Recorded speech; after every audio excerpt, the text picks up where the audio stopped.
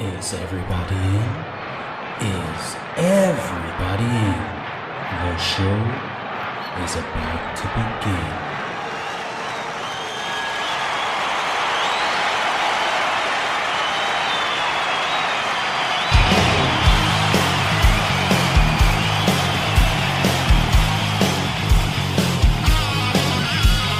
Welcome to the podcast, concerts that made us, interviews and stories, tales from the bus. We love taking you back to when it all went down. The greatest live shows and the cheering crowd sound. It's concerts that made us, concertsthatmadeus.com.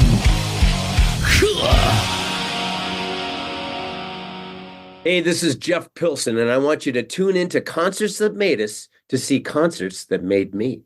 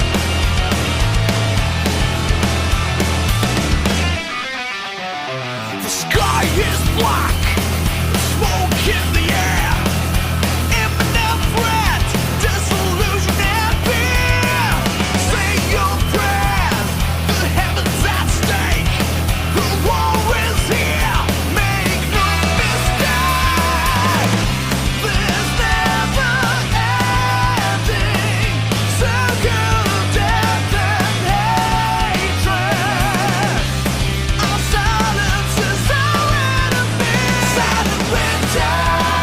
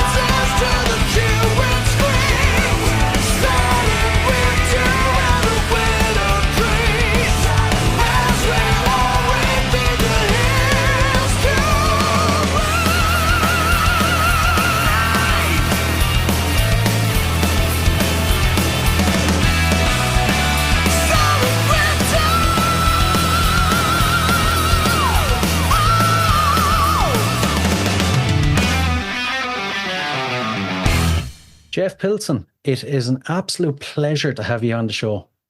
Well, thank you. It's a pleasure to be here. First off, happy belated birthday. Well, thank you. Thank you. And we're all dying to know, how does a legendary rock star like yourself celebrate his birthday? I celebrated by my wife and I going out and having sushi, and it was absolutely wonderful. She hadn't gone out to dinner together, just the two of us, in a while, so it was really nice. Oh, good, good. Now, exciting times ahead. The powerhouse supergroup, The End Machine, releases the new album, The Quantum Phase, on March 8th. Aside from a new singer, what can we expect? I think one of the strongest melodic heavy rock albums that you'll hear in a long time. Um, I mean, George Lynch is just firing on all cylinders, just playing his ass off and playing great. And then with Girish Pradhan, you have an amazing vocal. I mean, he's really otherworldly. His talent level at singing and writing. I mean, he's just amazing. It's a record that I am deeply proud of and feel real strongly about, and can't wait for people to hear. I've heard it myself now. It really kicks ass. It is unreal. But what led to the parting of ways with Robert Mason? Well, honestly, it was Serafino at our record label. He basically he loves Girish, and he wanted to see what it sounded like pairing Girish with us. It's really nothing against Robert at all, and I like to emphasize that because I still feel very strongly about Robert, and I think he's a great talent, and I love him dearly, and I would never slight him one bit. And this was difficult for those reasons. And it's not like he did anything wrong, you know. But Serafino had this feeling that it would be a good pairing, and he wanted to try it. And once George and I heard what was going on with Girish, we heard some of his music. We said, okay, this is a chance worth taking. And we did, and I'm glad we did. It turned out amazing. And Girish he's just fantastic. And it was a real joy. So I'm very, very excited. What was it like getting a new singer in for the album? Was it hard for him to find his feet? No, because he's so natural for this music. He obviously listened to a lot of Dokken and knows Dokken well. So he fit in. I mean, right away, his writing was fit in. I mean, and we all contributed, obviously, but boy, when the lyrical and melody ideas he brought were really strong right off the bat. And, there's times when direction was given, but overall, I mean, he fit in like a glove, and we knew that right away. I mean, it was immediate. And once I heard him, I sensed it might be like that. So it turned out to be great. And no, he fit in right away. Glad to hear it. And as such seasoned musicians like yourselves, how do you approach the writing process? Well, George and I, over the years, I mean, when we get together, we come up with music, and that's just a no-brainer. And in Dokken, sometimes we would come up with the music, and then sometimes we would come up with the lyric and melody ideas. On this one, we came up with the music, sent it to Girish, and he would send us a first draft of what he thought for lyric and melodies, and then we'd talk about it or guide him, or in some cases, what he did was perfect and needed no direction at all. So it went like that from song to song. George and I have no problem coming up with music, and we were really inspired because we knew what he was capable of. So it was really fun. And again, we just went back and forth. I mean, he did all his vocals in India, so it was a lot of emailing ideas, and some Zoom calls, and it was all good. Thank God for technology, huh? Yes, And exactly. you recorded and produced it, of course. How do you approach working on your own music compared to, say, producing and recording other people's? Well, very much the same. I mean, when I'm producing, I can kind of step out of the bass player in the band mode enough to hear the overall. And that's my, as a producer, it's all about the song and presenting the artist, whoever that artist may be, in as strong a light as possible. So the approach is not that different whether I'm in the band or not. Sometimes it's nice to not be in the band and just be the producer, which was my intent with Black Swan, by the way, but then I ended up in the band anyways. But then when I'm in the band, it's not that hard for me to kind of sit back and just be the producer guy. And then when I'm the bass player, I'm bass is a nice instrument to have be the producer guy, because with bass, I really want to think about the song and what's going to move and make it feel right. Not get in the way, but supportive, but then interesting when possible. So it's not that hard for me to separate those roles. It's really not. Right, right. When you complete a body of work such as this album, how do you look back on it in your mind? Well, I mean, if you talk about looking back, I mean, I kind of don't do a lot of that. I reflect, however, and I reflect on this being a great experience. And I feel when I listen to this body of work fresh, like, wow, it's a strong body of work that I'm very, very proud of. So that's my feeling on it. Now it's just the anticipation of waiting for people to hear it. And I mean, the reaction that we've gotten from the Silent Winter video has just been phenomenal. So if that continues, we're on the right path. Yeah, yeah, definitely, definitely. Will we get a chance to see it played live at any stage? Well, playing live with these groups is very, very difficult. The logistics are difficult. We got a singer in India.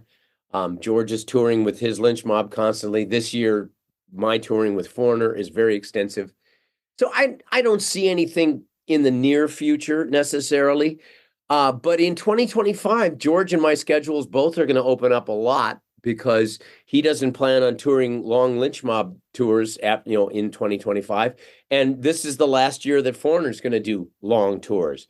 So my schedule is going to open up a bit. So maybe in 2025, something can happen. We'll see.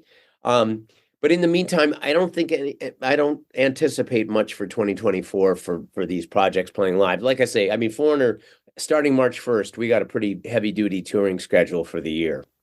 That's not you trying to say Foreigner is coming to an end or anything, is it? No. The only thing that's coming to an end is the 9 months of the year being on the road. So that's why we're calling it a farewell tour, because it is farewell to that kind of touring. But we'll see. We don't know, really. I mean, there's some music floating around in Foreigner world that we'd love to finish up and release. So I think that could be something that 2025 shows. And then, we'll probably do some shows here and there. It's just that we're not going to do long touring, and we'll see how it goes. Would you ever go down the KISS route of virtual concerts? I don't know. I mean, if you know what I think the technology would have to get a notch better before we would consider that. And I'm sure it will. And I think it's very likely that 10, 15 years from now, concerts are hologrammed. I mean, I think it's entirely possible. And for us old guys, it'd be great. We didn't have to travel. So Yeah. maybe. But again, I think the technology would have to be better. Right now, it still feels artificial. And if it can get past that, I think it's something we would consider. Interesting. Interesting. At this stage, I'd like to dive into your history when it comes to music to give the listener some insights they might not have got before. So if you can you remember your earliest musical memory? Well, yeah, because I had a mom who sang in big bands in the 1930s. She was a big band singer. She never made it big or anything, but she did do a record in 1938, which I still have. It's amazing. So I had a mom who sang to me as a little baby, and she had a wonderful voice. So I have a lot of deep memories of that. And then the music, as I was, coming up, she listened to all kinds of music, but Tony Bennett, Frank Sinatra, all those guys. That was huge in my life.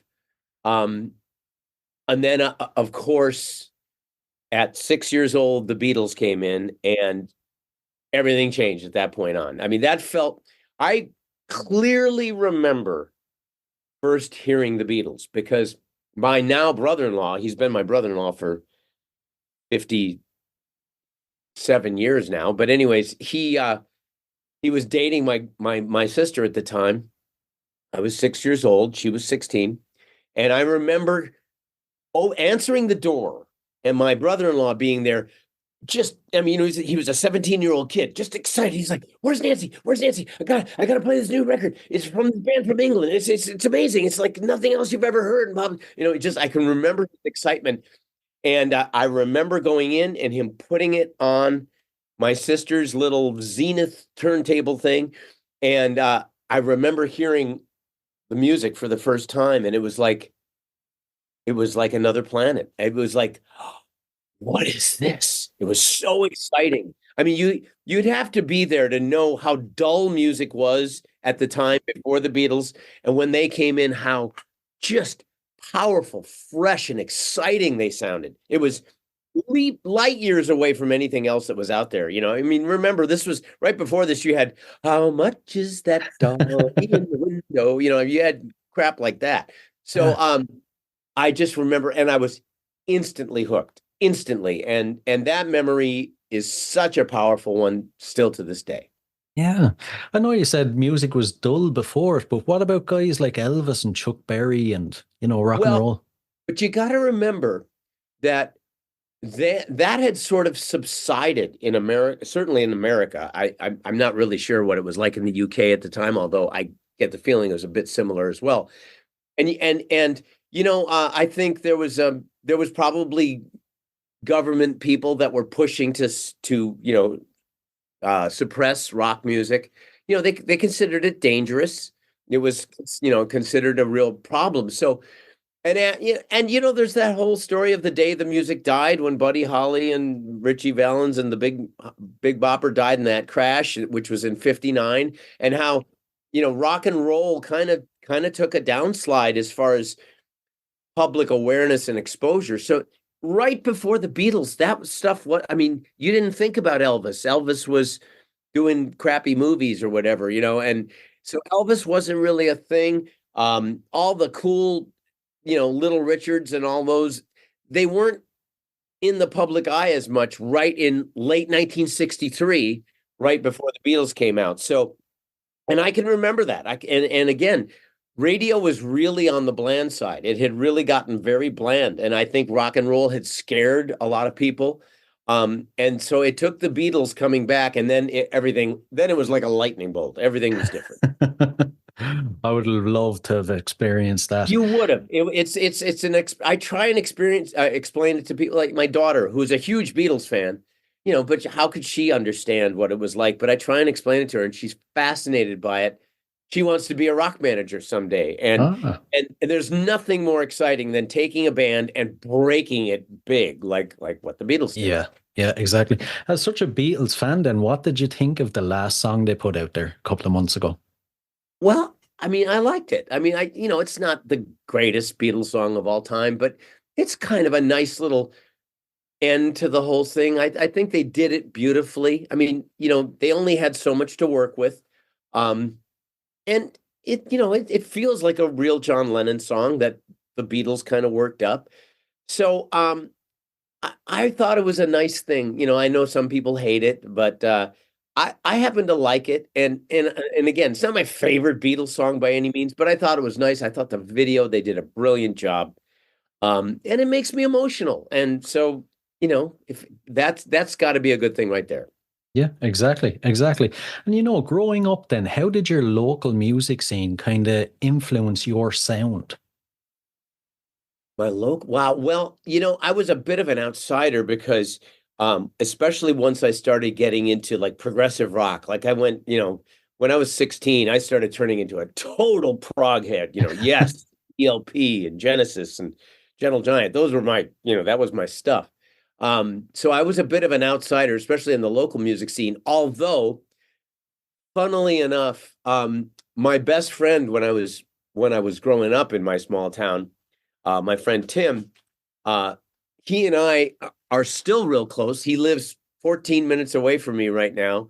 We still get together. We still have a prog rock project that we're going to eventually do some stuff with, that we've been recording drums with actually right now. And so my local scene, and I consider Tim, my friend, to be kind of representative of that, is still a part of my life today, 50 plus years later. Oh man, that's the first time I've ever heard that now, I have to say. Yeah, pretty cool. We met in 1972, so 52 years ago. And then we started a band together in May of 73. So, Oh man. and we're still best friends. It's great. Yeah. Was there ever a point in your life where you kind of came to a crossroads, and if you had to went the other direction, your life would have turned completely different? Well, what comes to mind is, my father died when I was just a month away from turning 4. And we were living at the time in New York. But the plan, he worked with the Milwaukee Railroad, and the plan was he was going to be elevated to a vice president very soon, and we would have moved to Chicago. So instead of moving to Milwaukee, Wisconsin, which is where we moved after he passed away, we ended up, I would have been in Chicago, and I would have probably grown up in Chicago in a very kind of yuppie sort of setting. So I don't know if I ever would have gotten serious about music. I just don't know. I probably would have been groomed to be some kind of a business guy like my dad and that kind of thing. Like I say, growing up in probably a nice neighborhood in Chicago, I probably would have gone to a good school. I would have been groomed to go to college. So I don't know if music would have, entered my life in the way it did. Because even moving to Milwaukee, I did get exposed to music, and I started playing bass while I lived in Milwaukee. Although it was when my stepdad got transferred out to a small town in the state of Washington in 1971, that's when I got really serious, because now I was away from everybody. I was alone. I was finding my own path. The turntable was my salvation, and playing along to records became what I did. And that's when I got really serious about music. So a lot of it has to do with probably my father passing away and changing locations, and then moving out to the West Coast in 1971. That made a huge difference as well. Yeah, yeah. And it's called Concerts That Made Us. So I have to ask you, can you remember your very first concert, and what was it like? Yes, my very first concert was the Milwaukee Pop Fest, and this would have been in the spring of 1970. And it was the Beach Boys, Andy Kim, Tommy Rowe, the Ventures, who had the Hawaii Five-0 theme song at the time, which they actually played. They had a horn section and everything. The Ides of March, who had that song Vehicle, which you're probably too young for. But anyways, so that was my first concert. It was at the Milwaukee Stadium. Very, very exciting. I remember I was a huge Beach Boys fan at that point. I Get Around is still one of my favorite songs of all time. And I remember them doing that, and it was really exciting. So that was my first concert. Oh man. That's oh. And if you think about all the concerts you've been to, what ones would you say have made you? Wow. Well, okay. So I saw Led Zeppelin in June of 1972, right around the time that if you get the recordings of How the West Was Won, that recording on there from 72 was from Long Beach Arena. And I saw them about a week before that. Oh And, man. and for a long time, I had a little bootleg tape that I made myself. I snuck a cassette machine into the concert. It ended up getting stolen at a place that I was living at a few years later. But for years, I had that concert on tape, and I knew it by heart.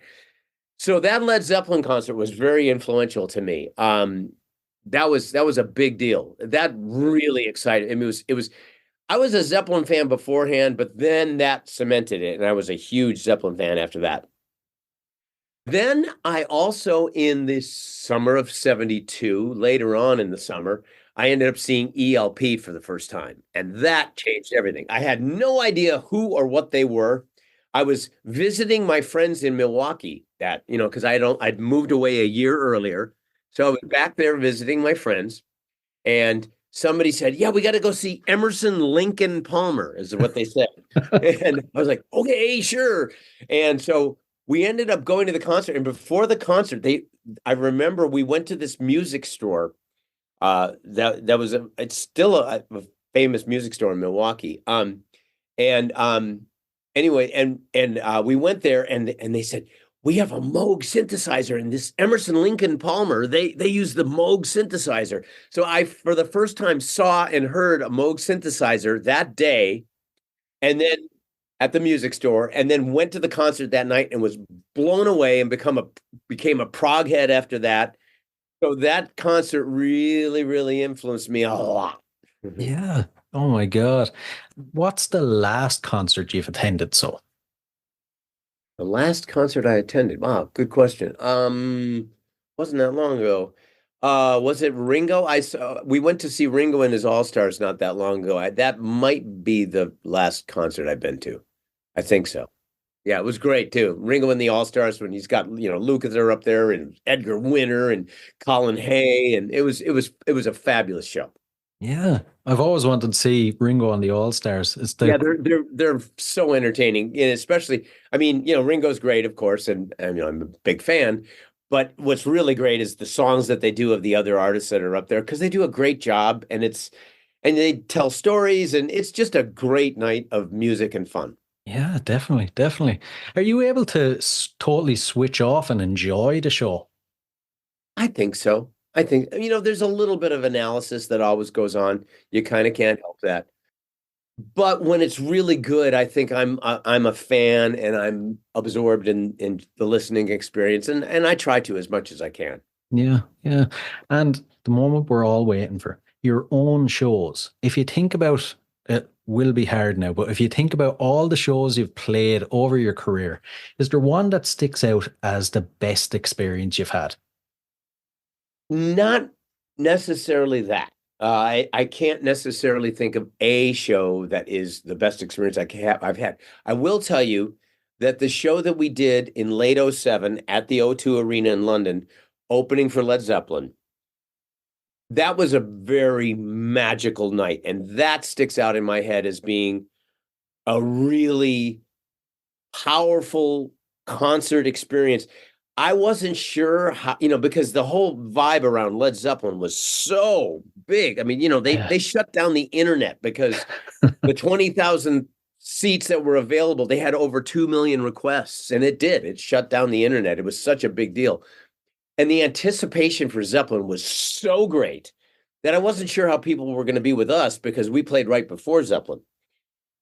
But the people were great. And I remember everybody singing along to "I Want to Know What Love Is," and it just felt so wonderful. And then Zeppelin came out and gave a master class in how to be a band that listens to each other and works together, and just, wow, were they powerful. It was just an amazing night of music. And like I say, a master class in watching a band tune into each other and listen. It was fabulous, magical. Oh man. Since you said earlier you seen them back in the 70s in concert, when you're there playing the same stage as them, backstage, are you still a fanboy a bit, or are they more sort of your contemporaries now? Oh, I think I'm a fan. I mean, actually, Jason Bonham was in Foreigner at the time. So, and Robert Plant actually came to some shows before. We've actually hung out with Robert Plant several times now, who is a really wonderful guy and very down to earth and very easy to talk to. But of course, there's always the fanboy in there. I mean, it's Led Zeppelin. Yeah, I mean, I have no qualms about being a bit of a fanboy, and that night I was really watching as a fan, because again, I mean, talking with Robert beforehand, Robert was nervous. He was like, wow, this is going to be really difficult to sing all these songs. These are challenging songs, and I'm not a kid anymore. He was very open about that.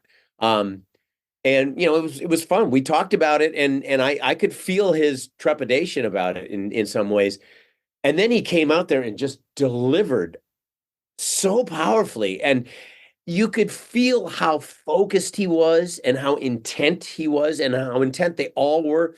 Their experiences before that, like at the hearing aid thing and all that, were always really negative. And when they did the Atlantic 40th anniversary, it was not a great experience for them. And they were open about that as well. So they were intent, they were rehearsed, and they wanted to come out there and blow minds, and they did. It was so great to watch. It's great to watch people that you really admired, grew up being very influenced by, coming out there and delivering. That was a great experience. And wow. I consider myself fortunate as a musician to be able to have experienced that and watched that. Yeah, definitely, definitely. If we take that question then and flip it on its head, if you look back on all the concerts, is there one that sticks out as maybe the worst experience you've had, and how did you overcome it? Wow, the worst. Well, we've had situations where weather has made things very interesting. But that doesn't necessarily make it the worst. We did the what's it called? What's Sturgis, the motorcycle rally that they hold in, I think it's South Dakota or something. We played there several years ago. And when we came out, it was just torrential rain. Just crazy rain. But it actually turned into a cool thing. And you could kind of feel the audience bonding with us. And I think they loved the fact that we were out there, regardless of the rain, just pounding it out and playing. And, it's funny because Mick Jones, who was at that show, he's the type of guy that when you give him a challenge, he rises above it. And it was just a great night watching. He was so motivated to go out there and just kick ass, which motivated all of us. So that's an experience where it could have been really bad, but we got past it by just having the right attitude and, not letting the crap get in the way. And I think that's what we did. Ah. And when it comes to showtime then, what's your pre-show and post-show? How do you psych yourself up? And then afterwards, how do you wind down? Well, we psych ourselves up. We all have our little rituals. I like to stretch and whatnot before a show, if possible, which I just had back surgery, so I can't really stretch yet, which is a little frustrating for me. I can do some stretches, but not all the ones I like to do. So I like to do that. I like to have some time with meditation, of quiet, which I can do even after the surgery. And so a little quiet time, a little introspection. That 30 minutes before the show, we're all kind of together and we're just kind of chilling together. Sometimes we put on a little music that we like. But it's a chill time. And as far as winding down, that happens pretty naturally for me now. It's not as much a process of winding down. Years ago you wound down with doing a lot of drugs and alcohol, which I don't do anymore. So now, you kind of come down. We generally have a meal together, which is really nice. And then probably some travel. So I'll probably be winding down either in a private plane or on a tour bus. Right. I see. At this point in your career, when it comes to bands like Foreigner, where is there left to go? You always hear bands are trying to top the last thing they did. Mm-hmm. Well, I don't think we're necessarily trying to top anything. I think with Foreigner, we want to play as many places as possible before we're completely done touring. And this is the last year of the long, full-on tours. But we would like to get over to Europe and the UK. I would love to get to Asia one more time and Australia one more time. So those are the things that we're kind of hoping can happen. Again, I'd love to release some of this unfinished music that we have I'd love to finish it up and release it. That would be great. So those are the goals, really. As far as topping, Foreigner has, and Mick Jones has always had a philosophy that a song is not released until it's really done. And his standards and criteria for a song being really done are very, very high. So you don't have to top anything. You just stay with that principle and you do your best every time. And that's what we do. Right. Right. I see. I see. And before we dive into the last couple of questions, I can't let you go without asking you. The movie Rockstar is one of my favorite movies of all time. Cool. What was it like playing, a rock star in that compared to the real life experiences? Well, I mean, you're playing it in the movie, so it's a bit artificial. But the cool thing about that movie is the director, Stephen Herrick, was just a wonderful guy. And that's how I got the gig, because originally I was just hired to play bass on the record. I was going to play bass for the record, and then they were going to get an actor to play the bass player. But when we started rehearsing the music, the director came down to the rehearsals, and after a couple of days of rehearsals, he came up to me and he said, and I was kind of made the musical director kind of by default as we started playing, because that just tends to happen when I join a band. But anyway, so he came up to me after a couple of days. He said, I love what I'm seeing here, because we were having rehearsals. It was Zach, Jason Bonham, myself, Nick Cassavetes, who played with Zach at the time, and then Millie, Mike Milosevic, or whatever his last name is. he would come down and sing. So the director came up to me and said, I really love the vibe of what's happening here. This feels like a real band. And he was like, would you consider being in the movie? And I was like, let me think about it. Yes. No, but I had to have an audition. I had to read lines and do the whole thing. But it worked out great. So during the making of the movie, frequently Stephen would come up to us and say, like, so what would happen? What would really go on in a situation like this? And he'd get our perspective, and he really wanted to incorporate that as much as possible. So it was really cool. His attitude, I think, is what made the movie as strong as it is. Because, there's a little bit of tongue in cheek in there and a little bit of humor about the whole scene. But also kind of trying to be reverent about it too. So it was, I think, the perfect balance. And again, I think it was because of Steve and his direction and his wanting to incorporate what we really were and trying to bring the vibe of a real band to the movie soundstage. And I think he did a great job of it. Definitely. In my opinion, it should have won an Oscar. Well, yeah. And Oscar Mayer, maybe. Any future plans you'd like to tell us before I fire off the last couple of questions? Sure. Well, I mean, you've got the M Machine coming out. I believe it's March 8th is when the record Quantum Phase is coming out. The single Silent Winter is already out. I know we have another single, I believe February 15th, coming out, of Killer of the Night, another song from the record. And then I'm just anxious for people to hear the record, because the record is really, really strong. I'm very proud of it, very excited about it. So that's coming out March 8th. Revolution Saints is coming out in February. Very excited about that. Against the Winds is the name of that record. And then like this Sunday, Reb Beach is flying out, and he's going to spend a week in here, and we're going to start writing the next Black Swan record that I'm sure won't come out till well into 2025.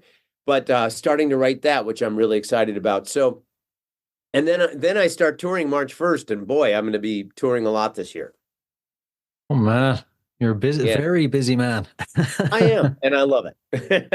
It's a good way to be.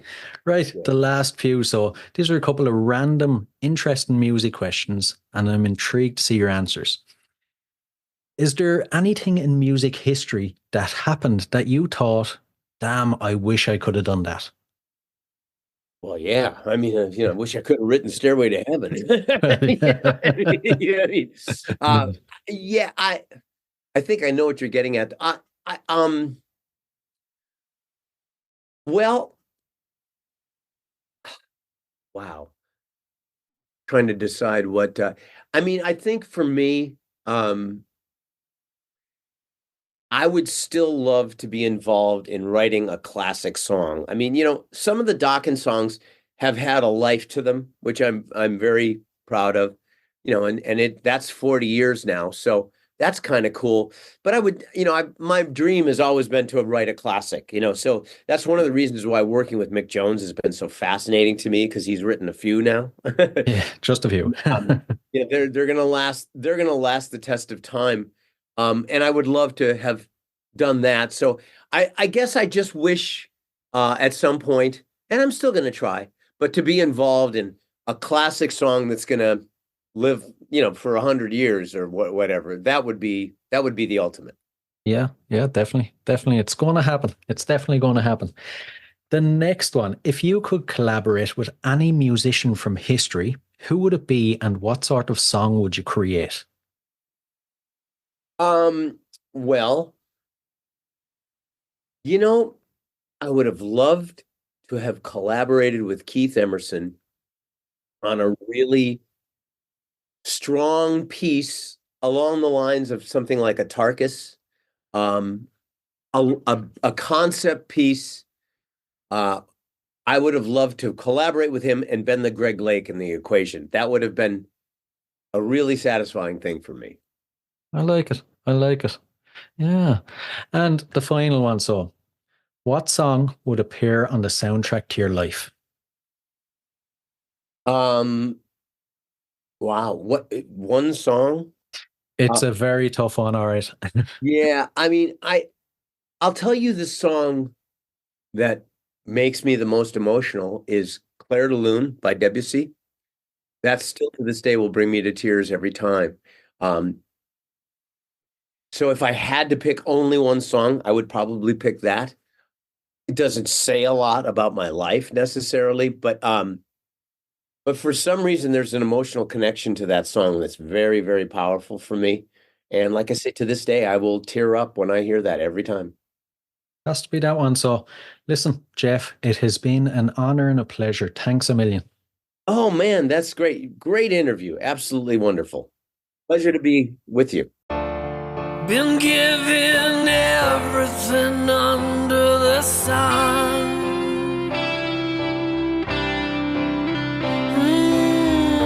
Guess you want it all before your time is done. Oh yeah. You'll never see it, your own impatience that gives it away. No, you're never to blame, but you've crossed the line.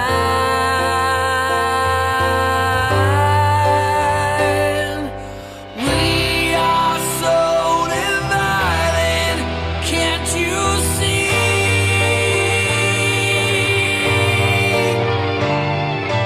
We are so divided, tragically.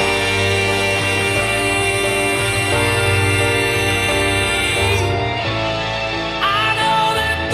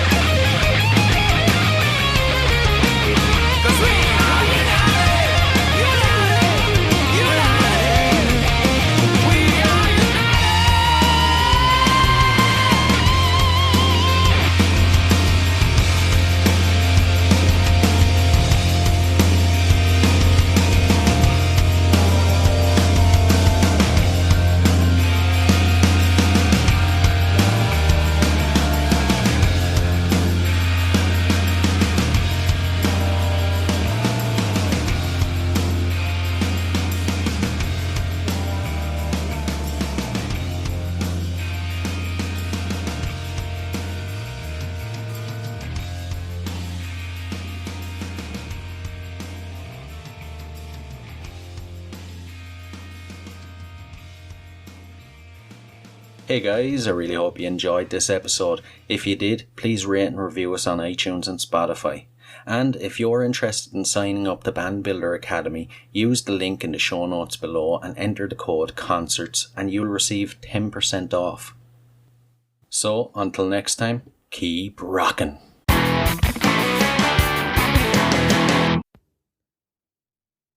Hey, what are you guys still doing here?